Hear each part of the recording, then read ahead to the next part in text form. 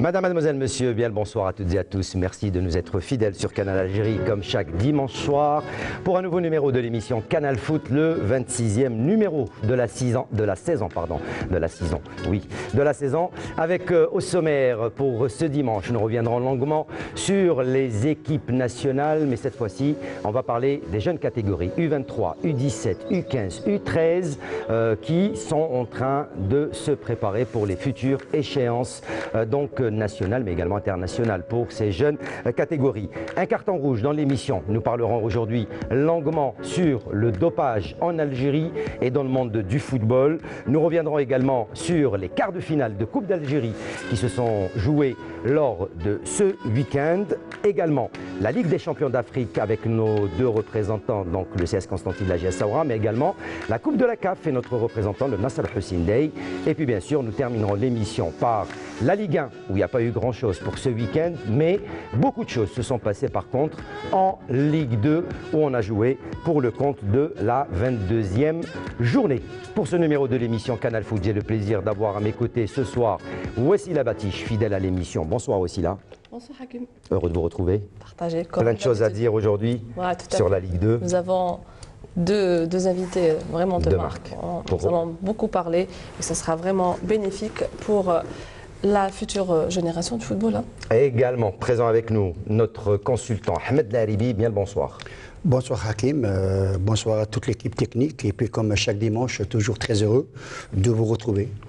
Et les deux invités d'aujourd'hui, nous avons le plaisir d'accueillir deux personnalités du monde du football national, à savoir déjà, on commence par le docteur Damarji Djamaleddine, qui est président de la commission antidopage au niveau de la Fédération algérienne de football, pour parler des cas de dopage dans le football national et en Algérie en général. Et puis également pour parler de formation, pour parler de jeunes qui sont, eux, peut-être touchés indirectement par également ce dopage. Nous avons le plaisir d'accueillir avec nous M. Abdelkrim Benouda, responsable développement et de l'élite, également au niveau de la Fédération algérienne de football. Je commencerai tout d'abord par Dr Damarji. Bien bonsoir docteur, merci d'être parmi nous. Merci à vous, je suis très heureux d'être parmi vous. Et on discutera un peu plus lentement sur le problème du dopage qui devient un fléau social. Dommage, on discutera par la suite. On en parlera bien sûr. Et puis donc Abdelkrim Benouda, responsable développement et de l'élite au niveau de la fédération. Marhaba bik Benouda, heureux de vous retrouver. Vous êtes un habitué de et c'est un habitué de l'émission. Il a déjà eu l'occasion d'être parmi nous. Bonsoir Abdelkrim. Bonsoir Hakim, très heureux d'être parmi vous avec mon ami Laribi, Madame Wassila et mon bonsoir à tous nos amis téléspectateurs. Alors juste avant de rentrer dans le vif du sujet, première question, vous êtes également donc responsable du développement de l'élite. Avant de parler de ces jeunes catégories, ça se passe comment avec la nouvelle DTN au niveau de la Fédération algérienne de football, pour plus de précision pour nos chers amis téléspectateurs? Oui, ça se passe très bien parce que le projet de développement au niveau de la DTN, c'est une continuité depuis quelques années. Donc moi-même et M. Ahmed Shafiq, le nouveau DTN, on termine et on achève ce qui a été préparé depuis quelques années. Donc on est dans une continuité, mais aussi avec de nouveaux projets. Les nouveaux projets, ça rentre toujours sur le plan ressources humaines, où il y a eu dernièrement l'installation du nouveau D2M, M. Ludovic Bateli, qui est aussi responsable du U23. Et aussi, il y a les deux techniciens espagnols qui sont responsables des académies de la fédération. Et voilà, donc c'est des nouveaux projets. Concernant la formation aussi, il y a de nouvelles compétences concernant la formation. On a lancé pour la première fois les stages de futsal et aussi l'analyse vidéo. Donc c'est des nouveaux projets. Et maintenant, notre souci, c'est un petit peu, et on va en revenir sur les écoles de football. C'est un projet dont la FIFA, la CAF mise beaucoup, et aussi la fédération, par le biais de son président, M. Zetchi, le bureau fédéral, c'est-à-dire le football de base, qui est l'avenir du football algérien. Le B.A.B.A., on va dire. Bien sûr. Le début. Le début. Ok, bon, restez avec nous. On va rentrer dans le vif du sujet aussi, là, bien sûr, avec la rubrique incontournable. Tout à fait. Alors notre rubrique incontournable, Allez les Verts, nous n'allons pas voyager ce soir vers nos professionnels qui nous représentent à l'étranger. Ils se portent bien pour l'instant. Alhamdoulilah. Voilà. Alhamdoulilah. Faut pas n'aïnohum. Et là, nous allons parler de cette future génération, les futurs pros de l'Algérie. Restez avec nous, ça sera juste après le jingle. Allez les Verts.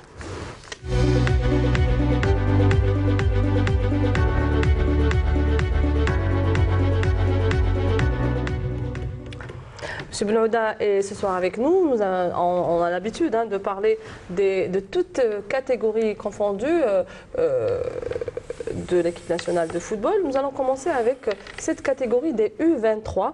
Alors, 2 matchs amicaux ont eu lieu la semaine dernière. Il y a quelques jours, la semaine dernière. Donc, on a parlé de ces 2 rencontres. Donc, aujourd'hui, vous êtes avec nous. Alors, on va parler tout d'abord de cette équipe des U23. Les U23 qui représenteront l'Algérie dans quelques années pour les Jeux olympiques. Exactement. Pour l'équipe U23, ils ont eu 2 matchs amicaux en Tunisie. Le premier match s'est soldé par un match nul et le deuxième match par une défaite.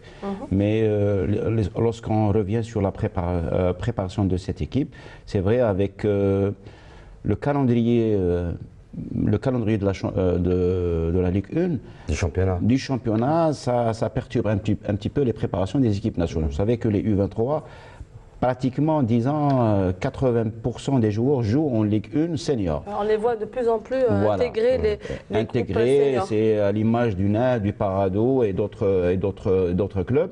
Donc des fois on est vraiment difficile pour faire convoquer tout l'ensemble des joueurs. Et le cas des matchs amicaux, le premier match contre la Tunisie, il y avait pratiquement une équipe qui a joué, et le deuxième match, une autre équipe. Donc il y a des échéances. L'échéance, c'est la Guinée équatoriale. Ça sera l'avant-dernier match éliminatoire pour la Coupe d'Afrique. Donc il y aura le départ le 20, un match le 23 et un match le 27. Contre la Guinée équatoriale. Si vous permettez, messieurs, j'ai une petite question. Alors, pour la liste des 23, vous dépassez un petit peu pour voir un petit peu sur tout le territoire national, pour un petit peu dénicher ces noms de ces jeunes talents. Est-ce que vous êtes un groupe qui travaille là-dessus? Est-ce que vous visionnez des matchs? Comment que ça se passe? Bien sûr, bien sûr. Le scouting, tout d'abord, il ne date pas d'aujourd'hui. C'est-à-dire que ces joueurs ont été répertoriés depuis longtemps. La majorité ont joué les Jeux islamiques à Bakou avec Ahmed Shafik, le DTN. Avant, ils étaient dans les sélections. Et puis, ce qu'on appelle les réveils d'effectifs, lorsque un joueur émerge dans la Ligue 1 ou la Ligue 2, est repéré par les DTR. Les DTR, c'est les directeurs techniques de région. Puis, il y a des analyses de vidéos. Donc, c'est un travail de longue haleine pour que ce joueur puisse intégrer une équipe nationale de U23. Ahmed Laribi, on en parle souvent, ces jeunes joueurs, à l'image des Tougaï, à l'image de tant d'autres joueurs, ces jeunes qui font partie de cette équipe des U23, les joueurs des U23 qui sont l'équipe olympique, l'antichambre pratiquement de l'équipe nationale. Tant mieux, c'est toujours bien pour ces jeunes, même s'ils jouent dans les matchs de championnat de Ligue 1 professionnel, la confrontation internationale par rapport à d'autres jeunes d'autres pays est toujours intéressante. On a vu ces 2 matchs joués contre la Tunisie, match nul lors du premier match, 1 but partout, et défaite 1-0 au deuxième match. Mais il faut rappeler que l'équipe était diminuée en raison du retour de certains joueurs à cause de la Coupe d'Algérie. Oui, tout à fait. Vous savez, en parlant de compétition, c'est vrai, vous parlez des U23, mais je pense que les U23, ça fait presque l'année ou 2 ans qu'ils frappent à la porte des seniors. On ne leur a pas ouvert les portes, maintenant c'est fait. Benouda tout à l'heure a parlé de l'analyse vidéo qui est très importante, qui est déterminante. Donc c'est un déficit au niveau de nos clubs. Il faut revenir à l'analyse vidéo. Et puis vous avez parlé tout à l'heure du sport de base et du football de base, c'est vraiment intéressant. Et puis indépendamment des 2 matchs amicaux qu'a livré notre sélection du U23 contre la Tunisie, qui était ponctuée d'abord par un match nul et puis par une défaite, je pense que quelque part c'est pas le résultat en lui-même qui est intéressant, c'est beaucoup plus les joueurs qui ont de la compétition. Et puis j'ai toujours dit, Hakim, que l'entraînement c'est bien, mais la compétition c'est meilleur. La compétition, on a tous les enseignements et puis là on peut corriger les éléments. Docteur, les jeunes sont dans la ligne de mire également de la commission antidopage, parce que ce sont des jeunes et il ne faudrait pas qu'ils tombent dans ce qu'on appelle le dopage, qui va peut-être fausser leur carrière sportive. Pas dans la commission des dopages, mais par contre dans la commission médicale. Parce que même nous, au niveau de la commission médicale fédérale, on a mis en place un système de prévention, un système de suivi médico-technique ou médico-médical des athlètes. On commence par le dossier médical, par exemple, des jeunes, qui est à la base, c'est un dossier PCMA professionnel, d'emblée. C'est ce qu'on appelait à un certain moment le passeport du joueur. Où on retrouve pas le passeport, non, c'est un dossier médical spécifique pour le pré-compétition. On l'a généralisé pour tout le monde, du senior professionnel jusqu'au minime au niveau des wilayas, des villes lointaines de l'Algérie. C'est le même dossier pour tout le monde. Est composé bon, c'est l'examen clinique, bien sûr, général, plus on a rajouté cette année, suite au consensus qu'on a établi lors du symposium sur le football, on a rajouté l'échographie qui a découvert beaucoup de problèmes cardiovasculaires chez les jeunes, notamment les maladies cardiologiques génétiques. Notamment, par exemple, le joueur de Saïda qui a une cardiomyopathie hypertrophique, c'est l'une des premières causes de décès chez les sportifs, notamment au football. Bien sûr, on s'est basé sur la prévention en matière de lutte contre l'utilisation de produits prohibés ou de compléments alimentaires. On a essayé de faire beaucoup de séminaires. On a mis en place on a publié sur le site tous les moyens nécessaires, tous les atouts pour les clubs, pour qu'ils puissent travailler avec. Moi j'ai une petite question. Est-ce que vous allez vers cette jeune catégorie? Est-ce que vous allez vers ces jeunes pendant les entraînements ou durant les stages? Je pense que Hakim, toutes ces erreurs, ces cas de dopage qu'on a eu jusqu'à aujourd'hui, c'est la première cause, c'est l'ignorance. Si on parle du dopage, vous savez très bien que les jeunes ne sont pas préparés pour la lutte contre le dopage. Si on commence à faire le dopage chez les jeunes, ça va être la catastrophe. Parce qu'on a entendu parler qu'il y a pas mal de préparateurs physiques et d'entraîneurs, par ignorance, même c'est une culture qui s'est propagée au milieu scolaire, c'est-à-dire que si on parle de jeunes, c'est le milieu scolaire, lycée, CEM. Ils utilisent beaucoup de compléments alimentaires. C'est néfaste pour la santé du jeune, notamment. C'est un régime riche en protéines qui va détruire le rein de l'enfant, même le foie, etc. Mais on a essayé d'aller plus loin. Mais au niveau du club, c'est normalement le staff médico-technique ou médical du club qui s'en occupe de tout ça. Nous, à l'échelle de l'équipe nationale, c'est-à-dire au niveau de l'élite, chaque catégorie, il y a un médecin spécialiste en médecine sport qui prend en charge la catégorie avec un soigneur, avec plusieurs kinés, masseurs et la. Donc, Hakim, on aura l'occasion encore d'en parler sur ce phénomène. Donc là, on revient un petit peu à ces jeunes catégories avec la catégorie des U17. Donc, il y a eu des stages dernièrement à Sidi Moussa, donc, où vous avez un petit peu regroupé beaucoup de jeunes. Est-ce que vous pouvez nous parler un petit peu de cette catégorie des U17 et quel est l'avenir de cette catégorie?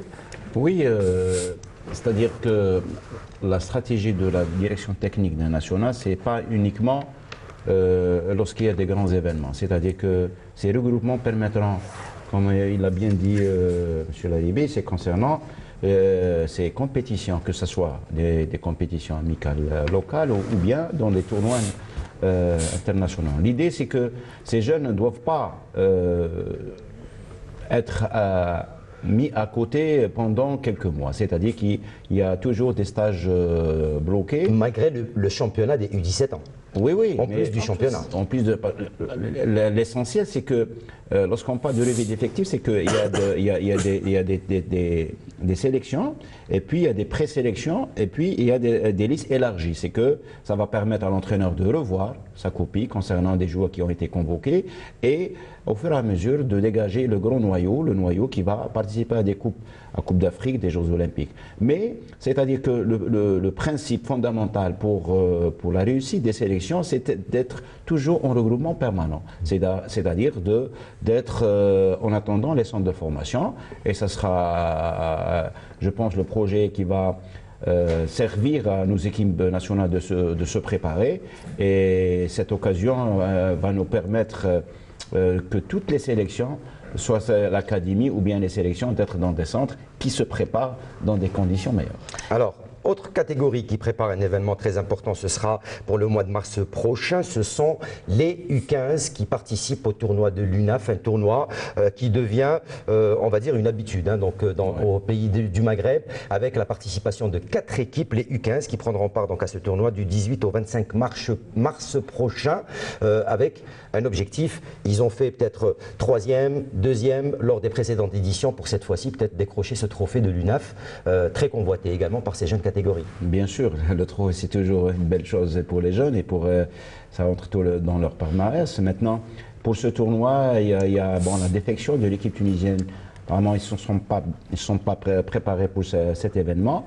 Et l'habitude aussi, l'Égypte, pour cette catégorie, les équipes de jeunes, les sélections de l'Égypte, c'est à partir du U17. Ils n'ont pas les U15. Ils n'ont pas les U15. Voilà. Et donc l'UNAF, par le biais de son secrétaire général, a invité l'équipe du Mauritanie qui n'est pas dans l'UNAF. Mais l'idée, c'est que aussi maintenant, avec les réunions périodiques qu'on fait avec les responsables de l'UNAF, c'est d'inviter les équipes africaines. Donc dernièrement, avec notre équipe U17 qui a participé à Marrakech, donc il y a eu l'invitation du Sénégal, qui a eu le trophée. Ouais. Donc l'idée, c'est de se confronter, ne pas rester uniquement dans les équipes du nord-africaine, et de faire participer, pourquoi pas, même des équipes européennes. Donc l'idée, c'est d'élargir un petit peu les équipes qui participent, africaines ou européennes, et pourquoi pas d'autres équipes. Ahmed Laribé également, chez cette jeune catégorie, les U15, c'est très important de commencer dès maintenant à les mettre dans le bain de la compétition, surtout cette jeune catégorie qui ne demande que ça, ils ne demandent qu'à jouer des matchs. Les petits jeunes, ils n'aiment pas trop l'entraînement, mais ils aiment bien jouer des matchs. Ouais, c'est tout à fait normal. Un jeune qui a 15 ans, il est venu pour jouer, non pas pour courir. Et puis, il doit courir avec le ballon pour jouer. Je voudrais revenir légèrement avant cette catégorie des U15. Vous savez, dans le football, on parle de la tranche d'âge des 12-15 ans. C'est là où il y a l'âge d'or des acquisitions. Donc, si on arrive à donner, si vous voulez, les principes fondamentaux entre 12 et 15 ans, à l'âge de 15 ans, l'enfant, il est, si vous voulez, prêt à avoir cette maturité tactique. Et puis, Benouda, il en sait quelque chose. Tout à l'heure, Abdelkrim a parlé des regroupements permanents. Vous savez, quand on fait des regroupements permanents au niveau des jeunes, ça donne de la confiance donne de l'assurance, et l'assurance donne de la sécurité. Donc, c'est bien de les regrouper. Il a parlé des DTR. Il y a aussi le travail gigantesque des TUI aussi, des wilayas, qui est très important à souligner. Ouais, très important. Et puis, je pense que c'est bien ce que fait la DTN et Abdelkrim en tant que responsable développement de l'élite. Ça bouge, c'est bien.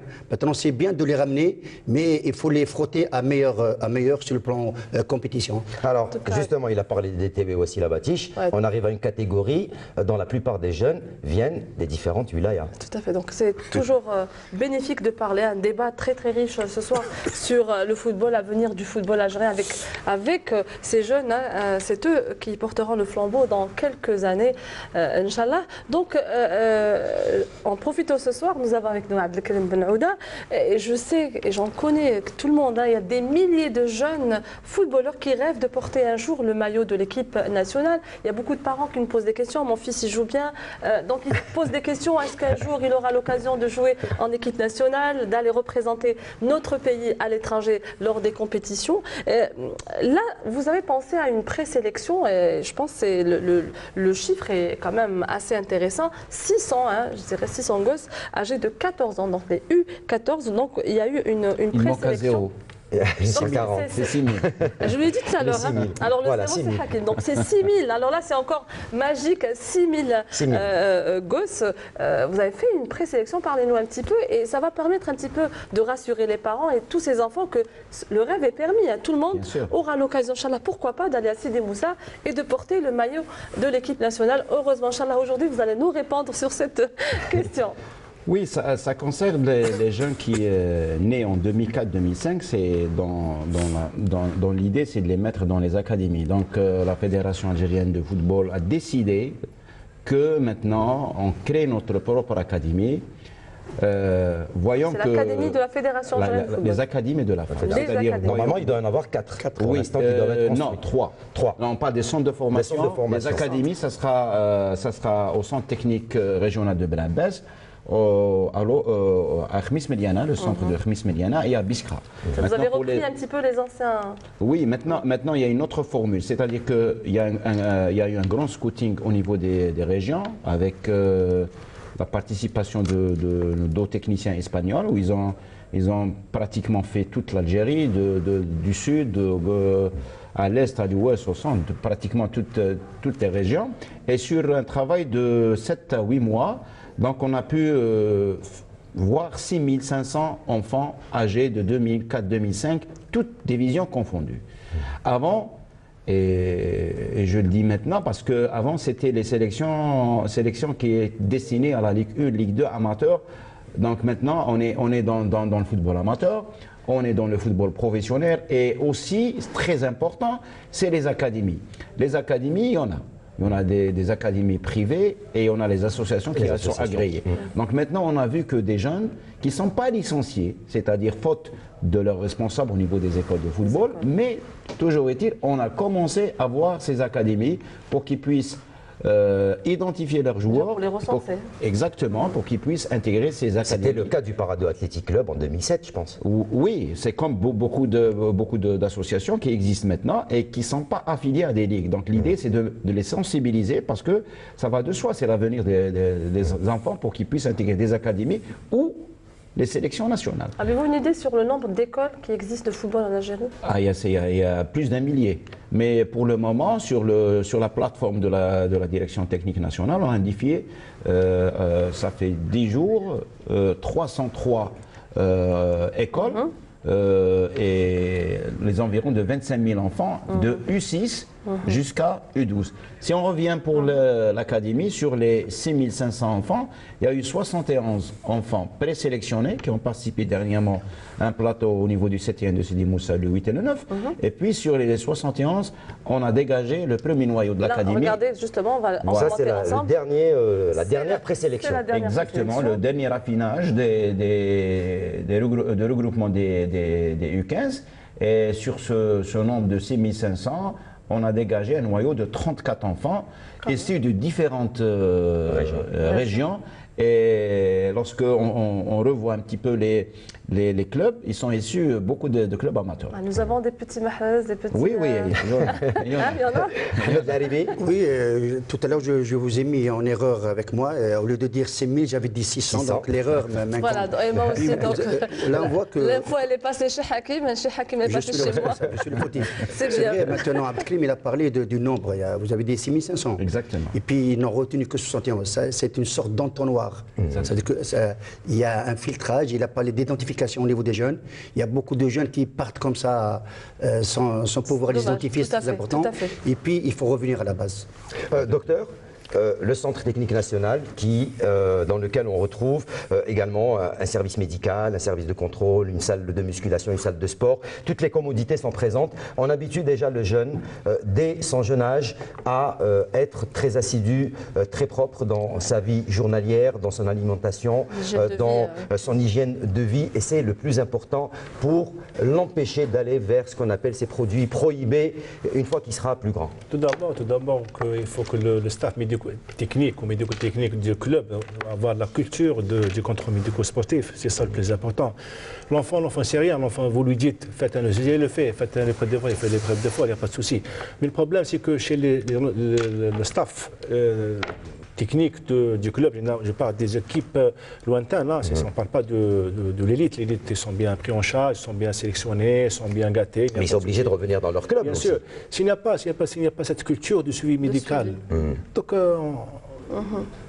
la priorité, c'est de la mettre dans les clubs. Et c'est le travail, bien sûr, le travail des clubs. Le travail de base. Le suivi, je ne parle pas de soins, des procédures thérapeutiques, non. C'est le suivi médical, c'est-à-dire, on commence par le dossier médical, il faut que ce soit correctement fait. On a reçu des dossiers falsifiés. C'est grave. D'enfants. C'est très grave. Par les parents ou par les clubs? Ce n'est pas des médecins, pas du club. Pas des médecins du club qui a falsifié le dossier médical. Un dossier médical qui est scanné, un bilan qui est donné n'importe quoi, n'importe comment. Donc c'est une culture, c'est une guerre sans limite. Donc le plus important, c'est qu'il y ait une culture de suivi médico-sportif. On commence par le dossier médical, l'hygiène de vie. Comme il faut qu'il y ait une vie propre, le sommeil propre, manger propre, éviter les produits qui peuvent toucher à la santé du joueur, à la carrière du joueur sportif, notamment tout ce qui est dopage, tout ce qui est substance interdite, tout ce qui est complément alimentaire, tout ça, c'est néfaste pour le jeune. Aujourd'hui, on dit souvent, tiens, je vais prendre un petit produit, ça va me booster pour le lendemain. Et en fin de compte, il ne sait même pas que c'est un produit dopant. Alors, on trouve généralement des produits qui échappent au contrôle, on trouve des produits contaminés par des stéroïdes ou par des stimulants. Ce qui s'est passé avec nos joueurs professionnels, tels que je cite M. Merzougui qui est tombé dans le piège. Il a consommé un produit par erreur. Meilleur buteur de la Ligue 2 qui est passé à côté. Ahmed Laribi, oui, juste tout simplement dans le feu de l'action, M. Damarji a parlé de dossiers falsifiés par des médecins. Moi, je trouve qu'il faut dénoncer tout cela parce qu'il ne faut pas jouer avec la santé des enfants, parce que la santé des enfants passe avant le sport. Et des fois, c'est les parents qui trichent un petit peu. Voilà. On a dénoncé, on a fait sortir tous les mauvais, si on peut dire, j'ose dire, mauvais interprètes, les gens qui ont mal interprété la chose. Mais il y a des milliers, des centaines de milliers d'enfants. Comment faire? C'est un véritable chantier. C'est un véritable chantier. Ben Aouda? Moi, je mesure la grandeur des clubs par des actions envers les jeunes. On parle de grands clubs, mais moi, sincèrement, en tant que technicien, je doute. Je doute parce que lorsqu'on parle des grandes équipes, oui, les équipes, ils gagnent des matchs, ils gagnent des Champions League, mais lorsqu'on parle de grands clubs, le grand club, c'est une association c'est le tout. Tout d'abord pour les jeunes, le rôle du DTS, le rôle des dirigeants vers les jeunes. Le rôle de se rapprocher des parents aussi, qu'il y a logiquement il y a une symbiose entre parents et entraîneurs. Donc le football, c'est un vecteur de santé, c'est un vecteur de paix sociale. Logiquement, on n'est pas dans le championnat, c'est ce qui se passe au niveau des jeunes. On n'est pas dans l'esprit de la formation, on est dans le championnat. Un U15, on demande des résultats, un U13, on demande qu'il gagne une coupe. Et ça, c'est au contraire des principes de l'éthique et surtout de la formation. Donc j'invite aussi que les présidents de clubs, que ce soit amateurs ou professionnels, qu'ils prennent leurs responsabilités envers ces jeunes et d'être près d'eux. Oublions un petit peu tout le temps, on parle des seniors et des seniors et qui jouent pleinement leur rôle dans le monde du football de jeunes. Allez, on va refermer cette page consacrée donc aux Verts et aux équipes nationales avec le tournoi des U13. C'est encore loin. Ce sera entre le 25 et 31 du mois de juillet prochain. Vous espérez faire un grand tournoi pour cette catégorie des U13 ans. Oui, c'est un tournoi très important parce que ça fait 7 mois qu'on a commencé sur la plateforme de la DTN d'identifier les écoles de football. Donc la première école identifiée, c'est une école de Hassim Saoud. Du sud du pays. Sud. Voilà. Et voilà. Et ce qui fait plaisir que sur les 10 premières écoles, il y a eu 5 ou 6 du sud. Donc l'engouement qu'on retrouve à Adrar, à Béchar et à Hassim Saoud, que ces associations qui veulent participer, qui veulent être partie prenante du projet de la fédération. C'est ouvert pour les 48 wilayas. Exactement.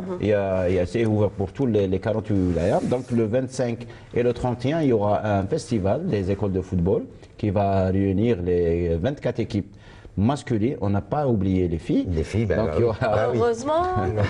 On leur consacrera une émission particulière. Merci pour les filles. Voilà, il y aura 8 équipes féminines qui vont participer et ça sera une fête. C'est la fête du football. La fête du football. Hakim, là, c'est une exclusivité. C'est un scoop. Voilà, c'est un scoop, un autre scoop. Merci. 2 en 1. Voilà. Merci. L'idée, on a appelé le Sahara Foot.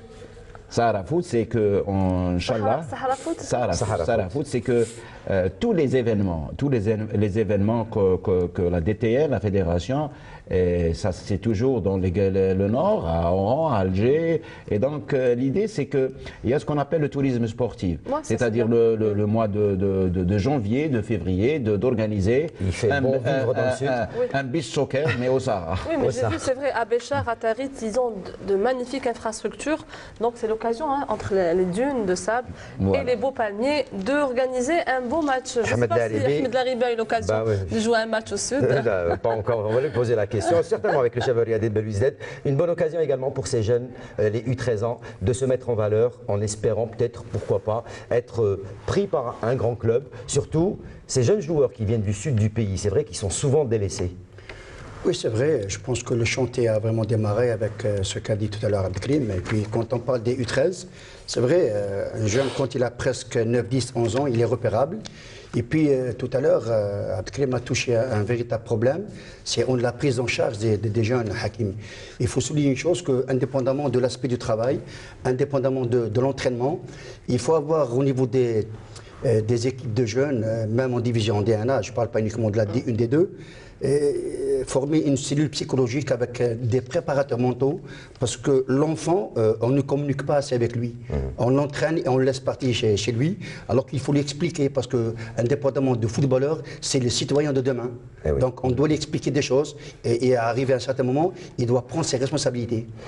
Une dernière question avant de passer au carton rouge et bien sûr de cette émission. Ben Aouda, je voulais revenir juste sur peut-être cette histoire on en parle souvent, qui a fait couler beaucoup d'encre dans la presse nationale. C'est cette sortie médiatique de l'ex-entraîneur ou entraîneur adjoint des jeunes catégories, HU, envers la fédération. Les explications, puisque vous êtes avec nous, j'aimerais vous poser la question. Qu'est-ce qu'il en est au juste de ces déclarations de l'ex-international HU? HU Hossein, c'est un ami, un frère, un technicien, un ex-international qui a fait ses preuves. Mais maintenant, moi j'étais déçu sincèrement par ces déclarations. Tout d'abord, HU a été recruté dans le but de se former. C'était la stratégie de la fédération d'inviter les ex-internationaux de se former et d'entrer dans le bain. À l'image de Majid Bouguera qui est passé avec les... Exactement, il y a eu beaucoup de cas. Donc, Hossination, il était dans cette stratégie de développement et surtout d'intégrer les ex-internationaux. Maintenant, ces déclarations, ça n'engage que lui parce que tout d'abord, il était adjoint de M. Sba Selim, entraîneur des U20. Il y avait deux responsables hiérarchiques, à savoir M. Boualem Sherif, entraîneur des UN, et M. Saadane. Donc, ces trois personnes que j'ai citées n'ont jamais parlé des cas comme il a précisé M. HU. Moi, ça m'étonne tout d'abord sur le timing. Pourquoi rester 6 mois après? Un technicien, un entraîneur doit avoir une certaine courage dans sa fonction et retenu après ses fonctions. Donc il fallait le dire le jour où il était en fonction. Tout d'abord, si ça a existé, d'éclaircir la situation avec les responsables hiérarchiques, sinon démissionner. Maintenant, il a choisi de rester au niveau de l'équipe nationale et 6 mois après de déclarer ses déclarations. Sincèrement, on a fait beaucoup de réunions avec Boualem Sherif et M. Saadane et tous les staffs. On n'a jamais entendu de ces cas-là. Maintenant, c'est une déclaration qui engage que sa personne. Histoire à suivre. On aura l'occasion d'en parler dans d'autres numéros de notre émission Canal Foot. Là, aujourd'hui, le carton rouge de ce soir, de l'émission Canal Foot, il s'agit bien sûr du dopage. Nous avons l'occasion d'avoir le docteur Damadji avec nous. Donc, on en parlera du dopage avec les 2 derniers cas. Ce sera juste après le jingle. Docteur, alors là, il y a eu aussi beaucoup de choses ont été dites ces derniers jours concernant les 2 cas. C'était avec le joueur du Mouloudia d'Alger, malheureusement du jeune Chérif Louzani, Hicham Chérif Louzani, et aussi dernièrement avec le joueur de cette grande école aussi, l'USM Al-Harrach, avec le joueur Naili. Donc, docteur, pouvez-vous nous parler un petit peu comment que ça s'est passé? Pourquoi encore on tombe dans ce genre de piège du dopage? Est-ce qu'il y a un manque de communication où les joueurs encore ignorent ce genre de choses ou bien c'est fait volontairement? Tout d'abord, quel est le but du contrôle antidopage? Pourquoi on le fait? Tout d'abord, c'est pour préserver la santé du joueur. C'est ça le plus important pour nous en tant que commission médicale. Deuxièmement, pour les techniciens, pour l'aspect éthique du football, c'est garder il faut que ce soit les matchs, les rencontres propres. Donc, dommage, on a été surpris par cette année. On a fait cette saison 2018-2019, on a fait 210 contrôles, 210 joueurs qui ont été contrôlés sur ces 3 rencontres. On a eu 5 cas positifs, on a déclaré positifs. 4 cas qui ont présenté des substances interdites et un cas qui a refusé de se soumettre au contrôle, donc il est contrôlé positif. C'est automatique. Quand on refuse, c'est automatique. C'est automatique. Donc les 4 autres, c'est 2 diurétiques et 2 cocaïnes. Si on fait le pourcentage, on est à 2%. Donc c'est trop. C'est trop exagéré. C'est trop. Par rapport si on fait la comparaison avec l'année 2015, on a fait 1081 tests, on a eu 5 cas positifs, 3 cocaïnes. Donc si on fait le compte, on est à 200. Si on arrive à 1000 avec cette allure, donc on aura 10 cas de cocaïne. Je pense qu'il faut fermer le championnat. La commission donc médicale, quand même, vous avez sonné la sonnette d'alarme. Hein? Bien sûr, mais ce n'est pas suffisant. Parce que le problème, ce n'est pas le problème de la fédération toute seule. C'est un tout. C'est la société civile, c'est la société footballistique, tout le monde doit y participer. C'est les ministères de la santé, les éducateurs également. Tout le monde. Parce qu'il y a un fléau social, un problème de santé publique. Les jeunes sont en train d'utiliser des produits très dangereux, tels que la cocaïne, qui est devenu le produit le plus utilisé par les joueurs. Voilà, c'est être in. Alors c'est des drogues dures, c'est des drogues qui peuvent être à l'origine de mort subite, immédiatement. À long terme, ils peuvent être à l'origine de stérilité, de tendances psychiatriques, on peut aller jusqu'au suicide. Donc où est-ce qu'est le problème? Le problème, je ne sais pas.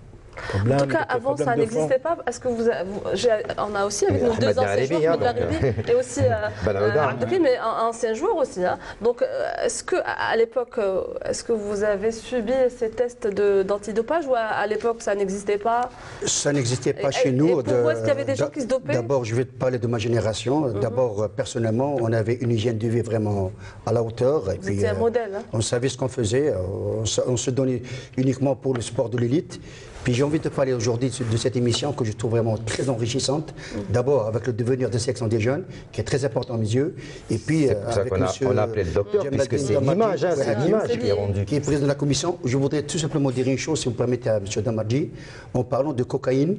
Là, je pense qu'indépendamment du fléau de la violence de nos stades, là, il y a le problème du dopage et de la prise de la cocaïne. Là, il me semble que si quelqu'un prend de la cocaïne, là, ça devient dangereux, ça devient mortel d'abord pour la santé des joueurs. Et puis, j'ai envie de dire une chose, est-ce qu'on ne peut pas instaurer le code pénal? Parce que quand il y a de la vente et l'achat de la cocaïne, donc on peut tout simplement dire qu'il y a derrière un réseau. Donc, est-ce qu'il est temps de stopper ce phénomène? Non, notre référentiel en matière de lutte contre le dopage, c'est bien la loi FIFA antidopage édition 2019 et 2010, la nouvelle, la dernière. En matière de pénal, c'est pas à nous. Non, on reste dans le côté dopage, antidopage. Il y a des procédures à respecter, il y a des règlements à respecter. Pour aller au pénal, c'est pas nous. C'est pour ça que j'ai dit tout à l'heure, c'est un problème social, c'est un problème de santé publique. Il faut que tout le monde y participe. La santé, le commerce, il n'y a pas que la cocaïne. Vous parlez de sensibilisation. La sensibilisation, maintenant, c'est un petit peu... C'est pas vraiment efficace, parce que c'est pour ça qu'on est allé vers le contrôle et les sanctions.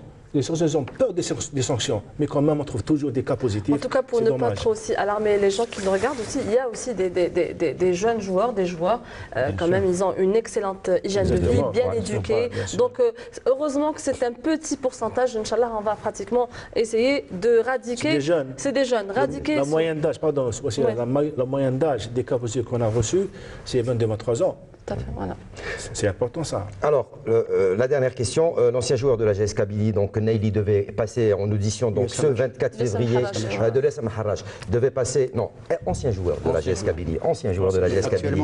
Aujourd'hui, actuellement il est à Harrach, aujourd'hui 24 février devait passer devant la commission, il risque 4 années de suspension qui signifierait pratiquement pour lui une fin de carrière, il a déjà 32 ans. En tant que joueur. 32 ans, oui.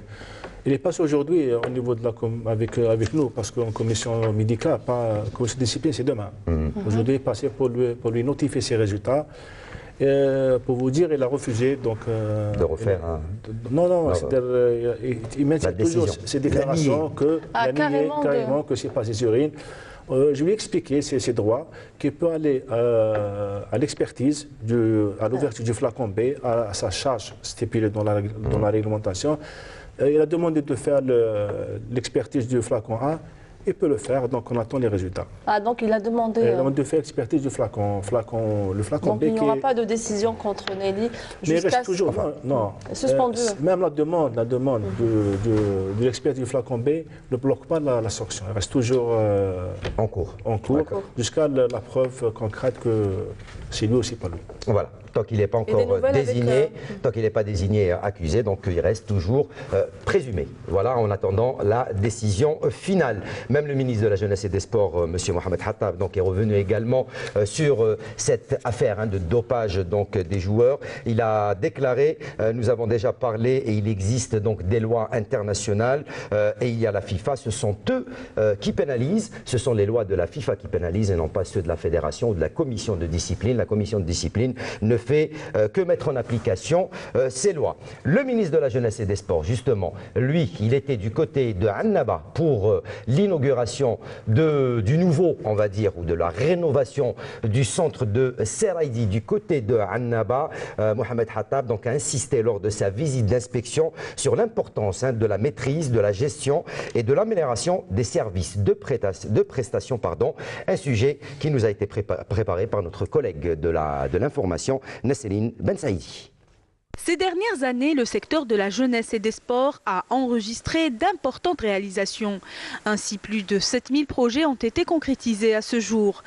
Lors de sa visite dans la wilaya de Annaba, le ministre de la Jeunesse et des Sports, Mohamed Hattab, a annoncé que la wilaya de Annaba à elle seule a enregistré plus de 118 projets de réalisation d'infrastructures sportives.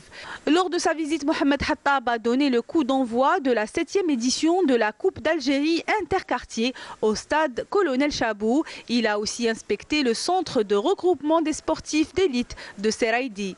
هذا المركز كان قدم خدمات كثيرة للنخبة الوطنية في السبعينات. Ce centre a fourni plusieurs services pour l'élite nationale durant les années 70. Grâce au programme du président de la République, ce centre a été réhabilité. Le centre de Seraidi a connu des travaux d'entretien et de rénovation. Le secteur de la jeunesse et des sports de la wilaya de Annaba, à l'instar des autres wilayas du pays, a bénéficié d'une enveloppe financière de plus de 1000 milliards pour la réalisation de plusieurs infrastructures sportives. 1116 مليار خصص لقطاع الشباب والرياضة على مستوى هذه الولاية. Au cours de son inspection des infrastructures relevant de son département, Mohamed Hattab a salué le bond qualitatif qu'a enregistré la région en matière de services proposés dans les maisons de jeunes pour accompagner les jeunes talents et permettre leur épanouissement et satisfaire leur ambition.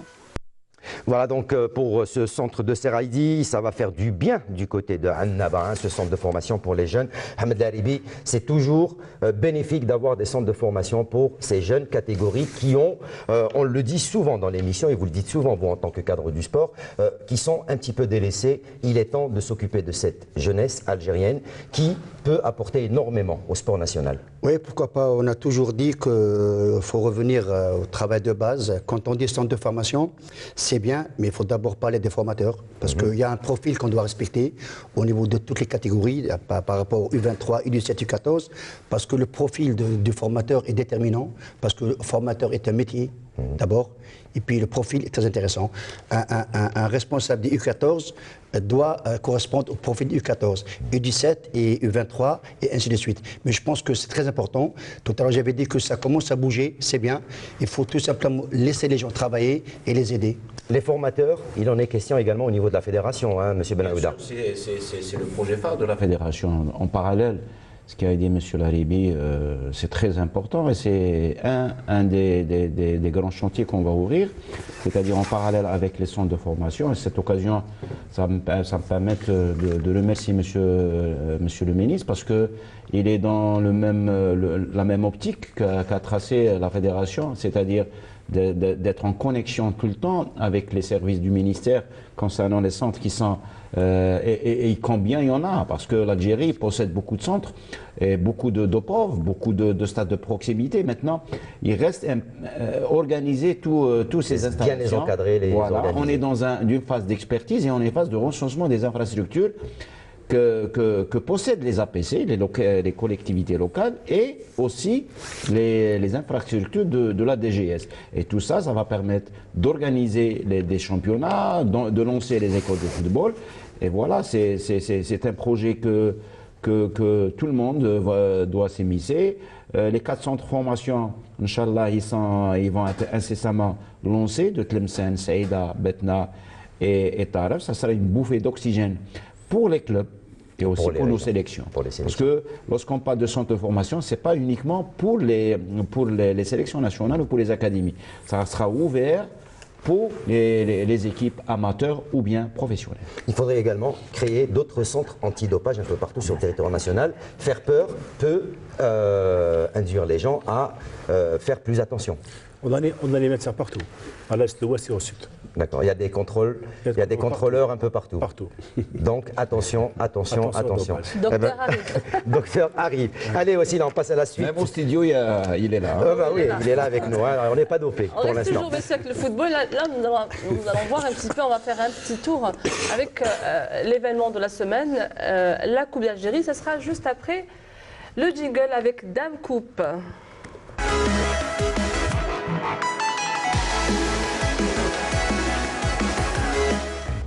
Donc, Hakim, rapidement, ce sera avec ces 2 rencontres. Hein. 4 matchs donc, étaient au programme des quarts de finale de la phase aller de la Coupe d'Algérie. 2 seulement ont eu lieu cette semaine. Donc, il s'agit de la rencontre qui a regroupé les 2 équipes, l'USM Annaba et l'Entente de Sétif, avec la victoire de l'USM Annaba, une surprise, et la défaite du Shabab Riyadi Belouizdad, 1-0 face au Nasr Hussein. Donc c'était le derby algérois. Allez, on commence par ce match entre le USM Annaba et l'Entente de Sétif. 2 buts signés Sahbi 18e et RBI 58e sur pénalty. On rappelle que ce sont les quarts de finale. Allez, donc de cette Coupe d'Algérie. Il y aura une manche retour Ahmed Laribi, un superbe stade Annaba, mais malheureusement, peut-être le terrain qui était un petit peu en défaveur des Sétifiens qui ont trouvé d'énormes difficultés face à Annaba. Oui, tout à fait, Hakim. Avant de parler du match en lui-même et de la pelouse, je voudrais tout simplement rappeler que les affiches entre Annaba et Sétif ont toujours été très palpitantes. Et puis quand on sait que l'USM Annaba, l'année passée, était en DNA, en division amateur, aujourd'hui il est arrivé à battre un véritable l'ogre sétifien, comme on l'appelle. Puis en parlant de Sétif, je dirais tout simplement, je profite de l'occasion, quand un club tel que le Sétif qui change 3 entraîneurs en si peu de temps, on peut dire qu'il y a quelque part un déséquilibre. Par contre, l'USM Annaba a bien préparé ce match. C'est vrai qu'elle a profité, si vous voulez, de la réussite. D'abord, elle a marqué un but très tôt. Et puis, en deuxième mi-temps, elle a bénéficié d'un penalty qui a été transformé. Donc, 2-0, les carottes étaient cuites. Et puis, en parlant de l'état de la pelouse, c'est vrai, on dit souvent que dans le football, les footballeurs doivent s'adapter à toutes les surfaces de terrain. Et puis, jouer sur une surface pareille, que je qualifierais comme un champ de patates, face à une équipe qui joue techniquement, qui joue au sol, avec de la mobilité de mouvement. Djabou a été sorti à la 20e minute de jeu. Blessure. Hein. Oui, blessure. Je peux dire que cette blessure, elle a été provoquée beaucoup plus par l'état de terrain, avec une pelouse très grasse. Donc, une équipe comme l'Entente Sétif a été pénalisée par la pelouse. Et puis, il y a ce qu'on appelle la deuxième manche. C'est vrai que 2-0, c'est sécurisant, mais en football, rien n'est garanti, mais tout est possible. Mais par contre, l'USAN Manaba, si elle veut passer aux demi-finales, elle doit bien gérer ce match qui s'annonce très compliqué pour l'USAN Manaba. Ben Aouda, des compétitions et une compétition en aller-retour, c'est exceptionnel. C'est une première dans le football national. Les matchs aller, match retour pour ces quarts de finale, demi-finale, sauf la finale, non, ça sera un seul match. Heureusement. Oui, c'est tout d'abord la coupe a son charme. Et lorsqu'on voit une équipe comme l'USM Annaba avec un public en or, et il y avait de la sportivité, c'est très important. On a vu les tribunes. Hein, donc, et puis entre deux équipes de l'Est, un derby de l'Est, on a vu l'équipe de Sétif ou l'équipe de Annaba qui se sont bien comportés. Maintenant, c'est vrai que l'état des terrains, il joue un très gros rôle sur le plan technique et aussi sur l'ensemble des principes tactiques. Mais des fois, le coach trouve beaucoup de difficultés pour mettre en place sa stratégie tactique. Le retour, ça sera difficile pour l'USM Annaba parce que l'Entente des Sétif, c'est une équipe de coupe. Reste souhaitant toujours le fair play pour ces matchs de coupe. Allez, autre derby, c'est celui qui s'est joué au stade du 5 juillet entre le Shabab Riadi de Belwizdad et le Nasser Hussein Dey. Victoire du Nasser Hussein Dey par la plus petite démarche, Ahmed Laribi, 1-0 grâce au jeune Khassef pour le Nasser Hussein Dey. Oui, exactement Hakim, c'est un match qu'on avait commenté vous et moi ensemble. C'est vrai que pour ce match, on avait pensé que le CRB, après avoir réussi à gagner 3 matchs consécutifs, on avait pensé que cette équipe qui avait le vent en poupe allait bien négocier ce match. Malheureusement, ça n'a pas été le cas. On a trouvé en face une équipe du net vraiment très coriace, conquérante, téméraire, avec un bloc équipe basé très bas, avec, si vous voulez, de la mobilité du mouvement. Elle a beaucoup gêné. Quand on voit le but marqué par Khassef sur une passe lumineuse de Harrag en profondeur dans la verticalité, avec un Khassef qui a toujours été utilisé comme excentré offensif gauche. Là, il revient à son poste de prédilection latéral gauche. Il est arrivé à marquer un but combien important pour la phase retour des quarts de finale. Et puis le CRB, je pense quelque part que cette défaite va lui servir parce que c'est des joueurs qui se sont dit quelque part qu'on est arrivé alors qu'ils doivent garder la tête sur les épaules.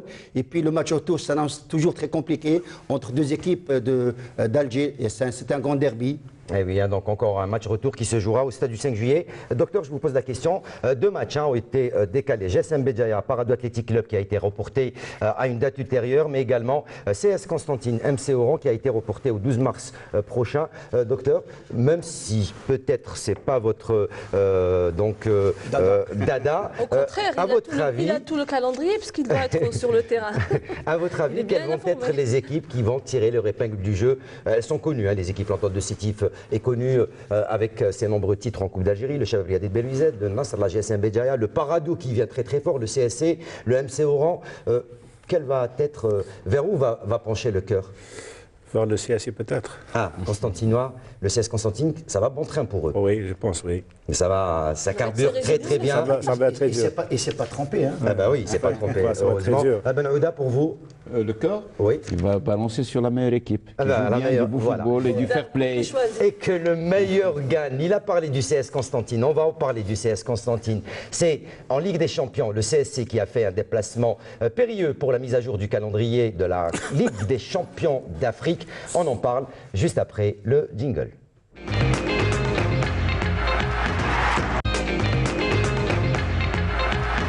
Ahmed Laribi, je viens directement vers vous. Le CS Constantine qui ramène un précieux match nul, 1 but partout d'Al Ismaili pour la mise à jour de la 3e journée du groupe C. Oui, d'abord, il faut féliciter le CSC pour sa belle performance parce que c'est un nul qui arrange amplement l'entraîneur, M. Lavanne, ainsi que l'ensemble des joueurs et les responsables, parce que c'est une performance qui a été acquise, si vous voulez, dans le temps additionnel. Et puis c'est très intéressant. Le CSC qui n'avait jamais pensé jouer contre l'équipe égyptienne parce qu'elle était sur le coup de suspension. Donc quelque part, elle avait été carrément éliminée. Oui, éliminée. Puis ça a quelque part chamboulé tous les plans de l'entraîneur de CSC. Maintenant, avec ce bon résultat nul et la prochaine rencontre face à l'Ismaili au stade de Constantine. Il suffit tout simplement de gagner pour avoir les deux pieds en quart de finale. Alors, il faut savoir que le CS Constantine est toujours en tête en compagnie du TP Mazembe. Goal average différent, puisque le TP Mazembe a plus 7 et l'entente de Sétif plus 4. 7 points pour le TP Mazembe, pour le CS Constantine. Le club africain, lui, est 3e avec un seul point. Et l'Ismaïli également 4e avec un seul point. Avec un seul point et qui est déjà éliminé. Pratiquement Par éliminé. contre, pour le TP Mazembe, il a joué 4 matchs. 4 matchs. Il y a un match en retard pour l'entente de Sétif. Voilà, pour le CS Constantine. Allez, la Coupe de la CAF. Voilà, autre représentant algérien dans cette compétition et une compétition continentale, c'est le Nasser Houssindé avec la 3e journée du groupe D.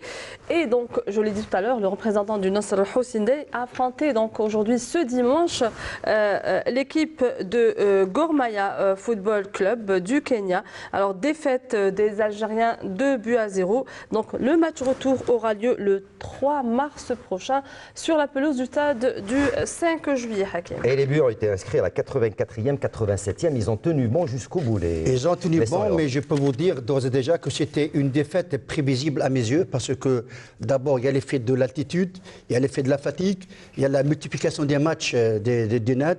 Donc, quelque part, c'est vrai, ils ont tenu, mais je voudrais tout simplement déplorer l'attitude des dirigeants qui n'ont apporté aucune aide logistique au club du NAD. Ils ont été livrés à eux-mêmes. C'est malheureux. Le CSC, ils ont eu beaucoup de problèmes avec l'Ismaïli. C'est vraiment malheureux parce que toutes les équipes africaines qui viennent chez nous, elles sont très très bien accueillies. Donc je pense que quelque part, c'est pas correct. On en parle un petit peu de ces situations au niveau de la fédération. Oui, bien sûr, bien sûr. Les clubs algériens qui sont peut-être un petit peu lésés quand ils se déplacent. Et il faut s'attendre. C'est ça, maintenant, la stratégie d'une équipe nationale ou bien des clubs, c'est de prévoir tous les scénarios. C'est-à-dire un club représente le pays. Oui, il représente l'Algérie. Le CS Constantine représente l'Algérie. Il parle des dirigeants du club de Gor Mahia du Kenya. Voilà. Donc il faut s'attendre. Lorsqu'on joue en Afrique, tout d'abord il y a l'état des terrains, il y a aussi le problème d'hébergement, il y a le problème d'accueil, de déplacement. Donc il y a tout ça, c'est des paramètres qui vont jouer, qui vont nuire. Mais toujours est-il que les dirigeants et le staff technique, il faut qu'ils préparent un plan B concernant ces problèmes au niveau des pays africains. Allez, on rappelle que le Nasser Houssindé est actuellement 2e au classement du groupe C, juste derrière Gor Mahia avec 4 points. Gor Mahia est en tête avec 6 points. Petro Luanda sont 3e avec 3 points. Et le Zamalek est bon dernier avec un seul point. Allez, retour chez nous avec la compétition de Ligue 1, Hakim. Donc, 2 matchs étaient au programme du calendrier du championnat et un seul match seulement a eu lieu ce week-end entre le CAB Shabab de Borj Bouarerij face à la GS Aoura qui s'est soldée sur le score de 2-0 en faveur du CAB Borj Bouarerij. Eh bien, on va voir, donc on va revenir sur ce programme également et donc ce résultat, puisque le 2e match qui devait opposer le Mouloudia d'Alger au MC Oran a été reporté. Quant à la 3e rencontre, celle de l'USM Bel Abbès face au Nasser Houssindé a été décalée au 20 mars prochain, vous le savez, en raison de la participation de Nasser Houssindé à la Coupe de la Confédération africaine. Je ne sais pas si Youssef, nous avons le tableau et le programme donc du week-end prochain. Ce sera la 23e journée avec de belles affiches à suivre, entre autres une belle confrontation entre l'USMA d'Alger et le Paradou Athletic Club où on va assister, bien sûr, on peut voir bien sûr le tableau si vous voulez l'envoyer. Donc l'USMA d'Alger qui recevra l'Athletic Paradou Club, un gros match pour bien sûr la place de leader dans ce championnat, même si l'USMA d'Alger a un léger avantage et une légère avance. Ahmed Laribi, rien n'est encore fait, il reste encore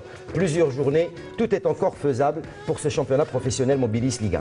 Oui, tout à fait, rien n'est acquis, sauf que pour l'USM Alger qui a pris vraiment, elle a creusé l'écart, derrière tout le monde bataille, tout le monde cravache, et puis je pense que vers le bas du tableau, ça va être très compliqué parce que les points perdus ne seront jamais récupérés, et puis c'est une lutte permanente, il faut travailler pour s'en sortir.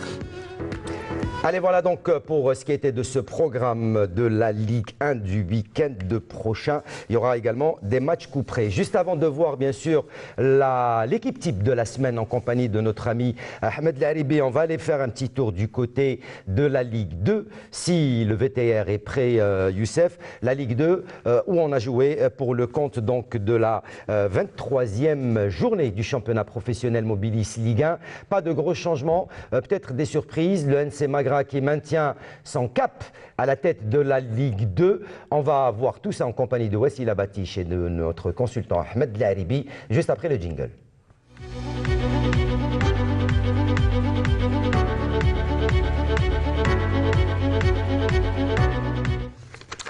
Hakim, vous avez parlé de la D2, donc bonne opération pour l'équipe, du NC Magra. Donc avant de voir les images ensemble, nous allons parler de cette première rencontre, moi et Monsieur Laribi. Donc cette rencontre entre le NC Magra face à l'USM Blida s'est soldée sur le score de 1-0. Le leader, le NC Magra, a attendu donc Ahmed Laribi la 51e minute pour trouver la faille dans la défense blidéenne. Grâce, nous allons voir les images si c'est possible, Youssef, grâce au joueur Zouibush à la 51e minute, donc je l'ai dit, qui offre 3 précieux points à son équipe, Ahmed Laribi. Oui, le score en lui-même reflète un petit peu la physionomie du match parce que le Magra leader et puis Blida lanterne rouge, ça a toujours été très compliqué de jouer une lanterne rouge parce que c'est une équipe qui joue sans pression, elle joue très relâchée. Par contre, en face, il y avait l'équipe du Magra qui voulait avoir les 3 points, quelle que soit la manière de jeu. Et puis cette équipe du Magra qui a vraiment surpris tout le monde. Là, il me semble qu'à 85%, 90%, c'est une équipe qui se prépare pour l'accession en Division 1. Très bien, donc nous allons, en attendant que Youssef nous prépare les images de la prochaine rencontre entre le RCR et le Wydad de Tlemcen. Donc Ahmed Laribi, cette rencontre qui s'est achevée en faveur du RCR, donc l'équipe de Relizane sur le but de 1-0 pardon, sur le score. Donc un seul but donc, a été inscrit lors de cette rencontre signée par le milieu de terrain Alleg Fouad à la 8e minute sur penalty. Donc Alleg offre aussi un précieux succès à son équipe qui rejoint l'AS l'US Biskra et le Mouldiad de l'Alma. Oui, Relizane qui a réussi l'essentiel, d'abord gagner ce match parce que la semaine passée, elle a laissé filer 2 points très importants. Aujourd'hui, cette équipe, elle revient sur le podium. Et puis, le pénalty marqué très tôt par Alleg, comme l'avait si bien souligné aussi là, a vraiment chamboulé les esprits des joueurs de Tlemcen qui n'en croyaient pas leurs yeux. Et puis, en deuxième mi-temps, Tlemcen est revenu, mais au niveau de l'attaque, il n'y avait pas, plutôt au niveau de l'animation offensive, il n'y avait pas cette efficacité, quoique Relizane a joué en bloc derrière, elle a réussi à se procurer 2 ou 3 attaques rapides qu'elle n'a pas su réaliser, mais 1-0 c'est amplement suffisant pour Relizane. Voilà, vous l'avez dit, un but suffit pour que Relizane un petit peu... Elle a réalisé l'essentiel. Voilà. Alors, on va parler de cette 3e rencontre. Donc, cette affiche à la GSM Skikda ML Boussaada, une rencontre qui s'est soldée sur un score nul, 1 but partout. Donc, je rappelle que le premier but a été enregistré par Betrouni. Donc, c'est lui qui a ouvert la marque à la 10e minute de jeu. Et quelques minutes plus tard, à la 58e minute de jeu, plutôt en deuxième mi-temps, c'est Touil qui inscrit pour son équipe ML Boussaada. Donc la rencontre s'est achevée donc, sur le score de 1-0, 1 nul, donc qui n'arrange aucune des 2 équipes. Qui n'a rejoint aucune équipe et puis je pense que ce nul arrange amplement Boussaada parce que Boussaada a toujours été vraiment intraitable hors de ses bases et puis la GSM Skikda, après un bon moment où elle a réussi de très bons résultats, là les 2 derniers matchs, cette équipe tire un peu vers le bas, on ne sait pas pourquoi. Je voudrais tout simplement déplorer l'attitude vraiment inacceptable du coach de la GSMS qui s'en est pris à l'arbitre. Là c'est pas intéressant, il faut toujours rester dans le contexte footballistique.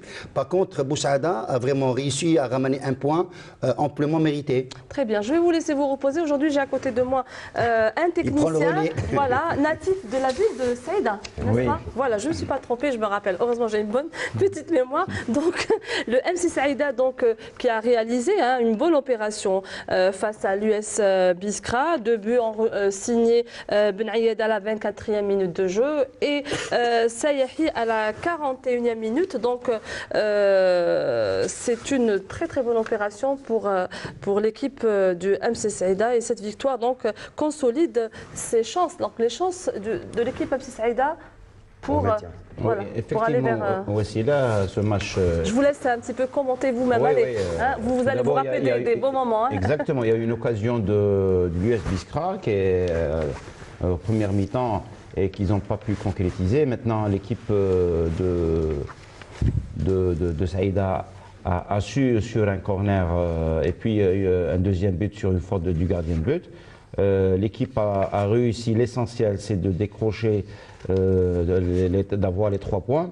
Maintenant à ce stade, vous savez que c'est pas la manière, mais c'est surtout la survie. C'est une équipe qui est en train de se réorganiser. C'est une équipe qui cherche ses repères pour la suite des championnats. C'est pas évident pour l'ensemble des équipes. On a deux groupes de pratiquement 8 équipes qui jouent pour l'accession. Des places en chair. Et 8 équipes jouent la relégation. Et la relégation. Tout à fait.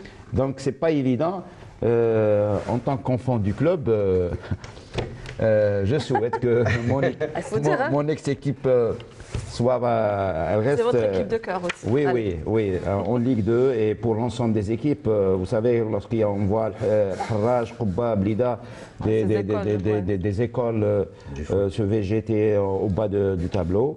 Maintenant, c'est ça, il faut un champion et il faut des relégués. C'est la loi du foot. Allez, on reste toujours avec ces matchs de Ligue 2. Là, nous allons aller du côté de l'Alma avec cette rencontre entre l'équipe de l'Alma et l'Azmo, cette équipe. Donc, un sujet préparé par notre ami de la station de Constantine, Smaïl Belkhadia. L'équipe de l'Alma qui n'arrive plus à gagner à domicile recevait l'Azmo d'Oran qui lutte pour sa survie en Ligue 2. La première mi-temps, tout comme la seconde, sera un festival de ratage à l'image de Bezez qui rate devant les bois. Encore une fois, Dawson rate et se succèdent les balles ratées. Sur des contres, l'Azmo d'Oran pouvait scorer par 2 fois, mais le gardien de l'Alma, Bousder, était vigilant. Pas de but dans ce match, 1-0 qui met le Mouloudia de l'Alma dans une crise qui risque de lui être fatale pour sa remontée en Ligue 1, alors que l'Azmo s'en tire à bon compte avec un précieux point. Écoutons les 2 coachs à la fin de la rencontre.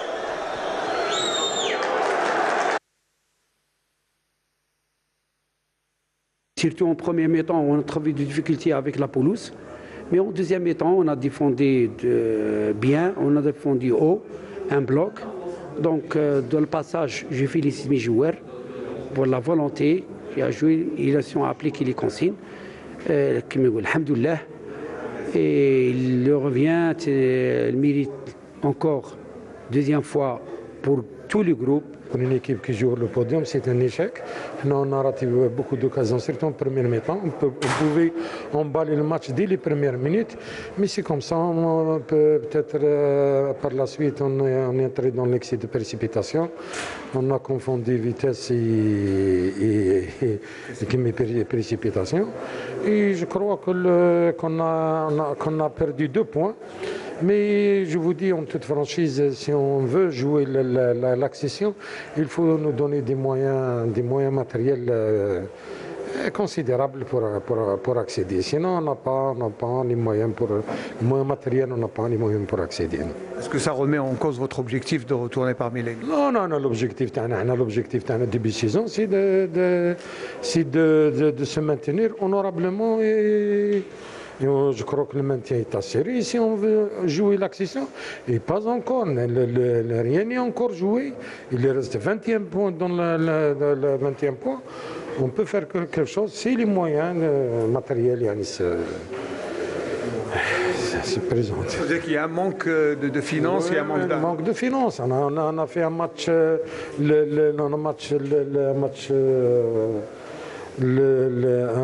bon match à Tlemcen. On a gagné.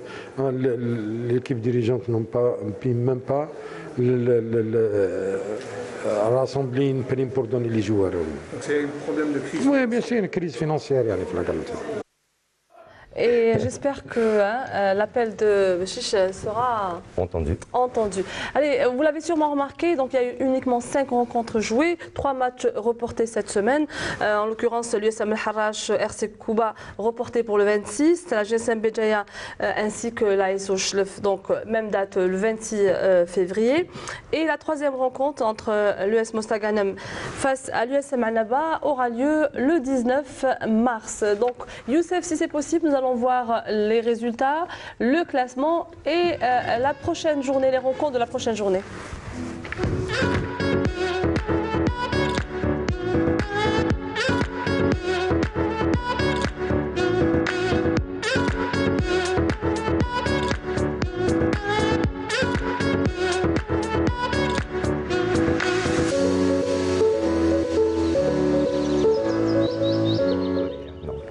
Voilà donc pour ce qui était de cette Ligue 2. Question, docteur, est-ce qu'en Ligue 2, même principe que pour la Ligue 1, en ce qui concerne les contrôles antidopage, c'est le même principe? C'est le même principe, c'est les mêmes sanctions, c'est les mêmes procédures, rien n'a changé. Il y a beaucoup de cas en Ligue 2 ou moins qu'en Ligue 1? Non, c'est 2 cas positifs dans la Ligue 2. Ah d'accord. 2 cas positifs. Jusqu'à maintenant, depuis le début de la saison? Depuis le début de la saison, oui. Eh ben, on espère que... Pardon, Ligue 2, c'est... Ligue 2, un peu plus, je pense. On a 2 cas positifs, c'est l'amateur. Ligue 2... Voilà, plutôt... Non, on n'a pas de... Pas de cas en Ligue 2, c'est l'amateur. C'était surtout l'amateur. Voilà. On commence plus jeune maintenant, donc en amateur. Allez, l'équipe type de la semaine, c'est avec Ahmed Laharibi qui nous l'a préparé pour cette semaine. Ahmed Laharibi, je vous laisse nous expliquer très rapidement les choix qui se sont portés sur cette équipe type de la semaine. C'est à vous. Oui, tout à fait. En parlant d'équipe type de la semaine, je voudrais tout simplement dire rapidement que j'ai essayé de maintenir 3 joueurs, Naïdji, il y a eu 7 changements par rapport à la semaine dernière. Oui, c'est vrai, parce que faute de match, il y a beaucoup de matchs qui n'ont pas joué. J'ai mis comme gardien Gaïa Merbah parce qu'il a traversé une période vraiment très difficile, mais c'est un gardien qui a une force mentale, qui a une force de caractère. Il est revenu à son meilleur niveau et là, il est en train de taper aux portes de la sélection, c'est intéressant. En axial, j'ai mis Tougaï, qui est toujours fidèle à lui-même, qui n'a que 20-21 ans. Et puis à côté de Tougaï, j'ai mis Zalani, de CSC, qui a réalisé un excellent match. Oui. Côté droit, latéral droit, j'ai mis Lossif, de Paradou, qui a toujours été aussi fidèle à lui-même. Par contre, côté gauche, j'ai mis Khassef, parce qu'il a vraiment très bien joué lors du match contre le CRB en coupe. Il a réussi à marquer un but. Il a vraiment occupé ce couloir dans la profondeur, dans la largeur. C'est intéressant. Comme milieu récupérateur, j'ai mis 2 porteurs d'eau, à savoir Teriket du CRB et Zerara du Kaba, qui a fait un excellent match contre la JS Saoura. L'expérience également. Oui, dans le milieu de terrain. à côté de ces 2 porteurs d'eau, j'ai mis Harag pour sa touche technique avec son pied gauche magistral. En pointe, j'ai gardé Naïdji parce qu'il est toujours le buteur de la division 1. Par contre, sur les côtés, j'ai mis Djahnid du Kaba, qui a réalisé un doublé contre les JS Saoura. C'est vraiment intéressant. Côté gauche, c'est une surprise pour nous. J'ai mis Belkacemi de CSC. Belkacemi, l'enfant de Sol Roslan, qui a vraiment fait réaliser une belle performance avec son club en Coupe d'Afrique. Et puis comme entraîneur, j'ai mis Mziane Eril. Pourquoi Mziane Eril? Je vais l'expliquer parce que c'est un gars, c'est un entraîneur qui est arrivé au bon moment. Et il a donné de l'assurance, il a donné de la confiance aux joueurs. Il est en train de protéger l'ensemble des joueurs. Benouda, très rapidement, qu'est-ce que vous pensez de l'équipe type de la semaine? Je suis complètement d'accord. Ce qui me fait plaisir, c'est la présence de Tougaï. De jeune Tougaï. Il a 19 ans, il est né en 2000. C'est un joueur qui a fait la sélection en U17, en U20, et on le retrouve en senior. En senior, et c'est un joueur d'avenir. Docteur, là, je vais poser peut-être la question qui blesse un petit peu. Hein, je m'excuse auprès des joueurs. Il n'y en a aucun qui est dans le collimateur, là, dans ces joueurs, de notre ami Ahmed. Peut-être Mziane Eril, il tient bon. Il a réussi à booster le Nasser Hossein Day. Peut-être Mziane Eril. Ça m'a plu cette équipe, notamment Khassef et Naïdji, parce que j'étais avec eux, ils ont été ensemble à Bako. C'était les meilleurs joueurs qui ont joué ce championnat-là. En tout cas, ça a été concocté par la maison, par notre spécialiste. Eh ben, merci à vous. Voilà, c'est passé très vite. L'émission arrive à sa fin. Monsieur donc Damardi, merci à vous, docteur, d'être venu. Si vous permettez, je vais dire deux mots. C'est-à-dire, j'aimerais bien parler aux jeunes, de leur dire protégez votre santé, protégez votre carrière. Comment ça? Manger propre, dormir propre, jouer propre. Doper, c'est tricher. Et attention aux compléments alimentaires. Et les tricheurs se font toujours attraper. Bien sûr. C'est ce qu'on dit. Ahmed Laribi, merci. Merci à vous. J'ai trouvé cette émission très intéressante. Et vous me permettez un petit message rapidement. Pour l'ancien joueur de la JSK, M. Larbes Saleh, qui a joué à la JSK et avec l'équipe nationale, et qui on souhaite un prompt rétablissement. Et on lui dit un grand coucou. Un grand coucou donc à ce grand monsieur. Abdelkarim, merci beaucoup Ben Aouda. Ça passe très vite. Très vite. Ça va très vite. Je suis très heureux toujours d'être parmi vous. C'est des sujets d'actualité. Moi, je complète docteur Damardi. Moi, je lance l'appel pas aux joueurs, mais aux éducateurs et aux dirigeants. Donc c'est un tout. Surveiller, être dans l'objectif d'éducation, parce que le football, c'est un vecteur de santé, c'est pour la paix sociale éventuellement, c'est pour avoir des jeunes d'avenir en bonne santé. Voilà. Voilà, l'appel, c'est un appel du cœur pour l'ensemble des acteurs du football algérien. Merci beaucoup, M. Abdelkarim Ben Aouda. Voici la Batiche, merci. Merci à vous. On a passé une excellente soirée avec toute l'équipe et nos invités. Donc, honneur à nos aînés. Donc, Arab Rizqi, M. Arab Rizqi, Amir Rizqi, on lui souhaite un joyeux anniversaire pour ses 8 ans. On ne va pas le dire. Vous connaissez très bien, c'est un fondateur de l'équipe d'Elbière du judo. Il a toujours été au service du sport avec l'équipe nationale du judo. Vous connaissez très bien. Donc, c'est l'occasion de lui souhaiter un joyeux anniversaire. Allez, voilà, donc n'oubliez pas également, si vous voulez revoir les émissions de Canal Algérie, la page Facebook, la page YouTube et bien sûr le www.tv.dz pour revoir les programmes de la télévision algérienne. Merci à toute l'équipe technique de la Régie 2 d'avoir veillé à la retransmission de ce numéro de l'émission Canal Foot. Aujourd'hui, exceptionnellement, c'était notre ami Kerimou Bouguerra qui était aux manettes. Amel Ben Batouche est absente. Youssef Issa toujours parmi nous au script. Merci à vous, chers amis téléspectateurs, de nous avoir reçus chez vous, de nous avoir prêté attention. Je vous souhaite de passer d'agréables moments à la suite des programmes de Canal Algérie. Prochain rendez-vous sport, 52 chrono en compagnie de Mokhtar Hamani. Ce sera ce lundi après-midi. Jusque-là, ciao, bonsoir et à très bientôt. Bye.